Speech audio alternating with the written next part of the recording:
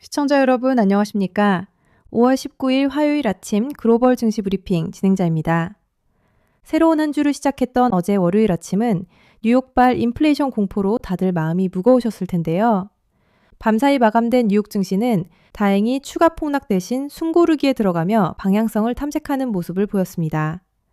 주무시는 동안 어떤 변화가 있었는지 출근길에 편안하게 들으실 수 있도록 오늘도 부드럽고 알기 쉽게 정리해드립니다. 차 한 잔 곁들이시면서 오늘의 경제방송 함께 시작하시죠. 간밤 뉴욕 증시는 한마디로 인플레이션 공포의 눈치보기였습니다. 연일 사상 최고치를 경신하면서 거침없이 달리던 시장이 잠시 발목을 잡힌 채 뚜렷한 방향성을 찾지 못하고 혼조세로 마감했는데요. 투자자들의 경계심과 대외 변수가 맞물리면서 지수마다 희비가 엇갈렸습니다. S&P 500은 7,403.05포인트로 0.1% 소폭 하락하며 이틀 연속 조정을 받았고요. 기술주 중심의 나스닥 종합지수 역시 26,090.73포인트로 0.5% 밀렸습니다. 반면 다우존스는 홀로 힘을 내며 49,686.12포인트로 0.3% 상승 마감에 성공했습니다. 시장을 관망세로 돌려세운 핵심 이슈는 역시 중동발 리스크와 국채금리의 움직임이었습니다. 여전히 이란 문제를 둘러싼 긴장감이 자산 시장을 압박하고 있는 가운데 물가 불안과 금리 인하 지연 우려가 복합적으로 작용하면서 투자자들의 지갑을 쉽게 열지 못하게 만들었습니다. 지표들을 조금 더 자세히 뜯어볼까요? 돈의 흐름이 시장의 긴장감을 고스란히 반영하고 있습니다. 우선 채권 시장에서 미국 10년물 국채 수익률은 장 초반에 최고 4.63% 선까지 치솟으며 기술주들을 바짝 긴장하게 만들었습니다. 다행히 장 후반으로 갈수록 금리가 4.57%대로 다소 진정세를 보이면서 시장의 급격한 붕괴를 막아주었습니다. 외환 시장에서는 안전자산 선호 심리가 유지되면서 달러 인덱스가 99.0선 안팎의 강세 흐름을 이어갔고요. 가장 불안하게 널뛰었던 국제유가는 서부 텍사스산 원유 WTI 기준으로 밤사이 큰 변동성을 보였습니다. 군사적 충돌 우려에 급등했다가도 미국 측의 일시적 제재 완화 제한 소식이나 군사조치 유보 발언 등이 전해지면서 요동을 쳤는데요. 유가가 요요처럼 오르내리는 탓에 인플레이션 경계감은 당분간 쉽게 가라앉지 않을 전망입니다. 우리 서학개미 여러분이 가장 많이 보유하고 계신 빅테크와 테슬라 역시 고금리 환경과 이틀 연속 이어진 조정 장세의 압박을 피하지 못했습니다. 가장 눈길을 끄는 건 역시 테슬라인데요. 완전 자율주행 FSD 약속과 관련된 소송 이슈가 다시 불거지면서 투자 심리가 위축되었고 간밤에 2.82% 하락하며 $410 선으로 주저앉았습니다. 그 외에 애플과 아마존 등 주요 대형 빅테크 기업들도 금리 부담과 기관들의 숨고르기 매물 속에서 전반적으로 약세 혹은 강보합권의 좁은 박스권에서 움직이며 지수를 방어하는 데 그쳤습니다. 가장 관심이 많으실 반도체 섹터 역시 밤사이 다소 서늘한 바람이 불었습니다.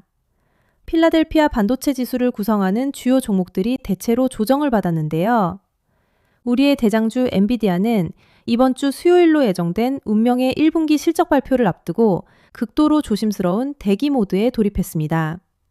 실적에 대한 기대치가 워낙 높아져 있다 보니 시장 전체가 숨을 죽인 모습인데요. 간밤에는 1.33% 하락하며 $222 선에서 거래를 마쳤습니다. 경쟁사인 AMD 역시 동반 하락하며 반도체 섹터 전반이 실적 확인 전까지는 밸류에이션 부담을 덜어내려는 눈치 보기를 이어가고 있습니다. 지수가 정체된 흐름 속에서도 홀로 밝게 빛난 종목이 있습니다. 오늘 아침 뉴욕 증시의 영웅은 단연 네트워킹 장비의 강자 시스코 시스템즈였습니다. 지난주 깜짝 실적을 발표한 이후 몰아치기 시작한 네트워킹 슈퍼사이클에 대한 시장의 찬사가 간밤에도 이어졌는데요. AI 혁명이 본격화될수록 고성능 네트워크 장비 수요가 폭발할 것이라는 CEO의 자신감 섞인 발언이 전해지면서 사상 최고가 수준인 $118.88 선에서 견고하게 버텼습니다.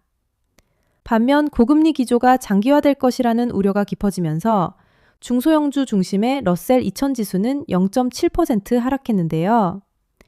자금 조달 부담이 큰 중소형 기업들이 고금리의 피해를 고스란히 입으며 대형주보다 더 깊은 한숨을 쉬어야 했습니다.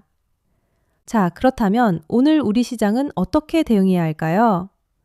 오늘 아침 출근길도 전략적인 방어 태세가 필요해 보입니다. 뉴욕 증시에서 기술주와 반도체 섹터가 확실한 반등 기틀을 잡지 못하고 엔비디아 실적 발표 전까지 관망세로 돌아섰기 때문에 개장을 앞둔 우리 코스피 시장 역시 삼성전자와 SK하이닉스 등 반도체 대형주들을 중심으로 다소 무거운 흐름이 나타날 수 있습니다. 여기에 달러 강세 기조가 쉽게 꺾이지 않으면서 원달러 환율도 상방 압력을 지속적으로 받을 텐데요. 환율이 높으면 외국인 자금 유출 우려가 커지는 만큼 지수 자체의 급반등을 기대하기보다는 개별 종목의 모멘텀이나 실적 기반 우량주 위주로 철저히 분할 접근하는 방어적 전략이 유효하겠습니다. 마지막으로 시장의 온도계를 체크해보는 투자 심리 단계입니다. 시장의 불안과 공포를 대변하는 빅스 지수가 19선 턱 밑까지 고개를 들며 투자자들의 경계심이 다소 높아졌음을 보여주고 있습니다.